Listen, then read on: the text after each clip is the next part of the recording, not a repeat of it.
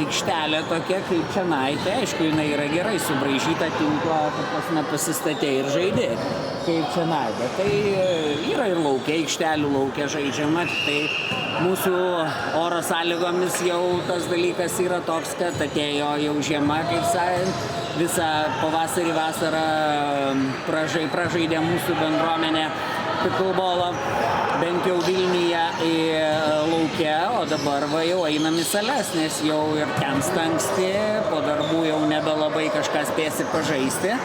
Ir ta prasme galima daitis. Kiek žinau, yra prie namų jau ir įsirengusių žmonių, ir lauke yra daug aikštelių, ir Druskininkuose yra, ir žodžiu, kad yra, tikrai, ta prasme, kiek žinau, ir kitose miestuose, tai populiarėjantis tikrai dalykas ir tikimės, kad ir išpopuliarės visoje Lietuvoje. O kodėl jūs pati žaidžiate ir, sakykime, kuo jums patinka? Kodėl aš pats žaidžiu? Na, tiesiog atėjo turbūt tas amžius jau. Jau krepšinį žaisdamas dūstu, krepšinį mėgstu, myliu ir viskas tvarkoj, bet jau bėgiodamas dūstu ir jau reikia kažko kito.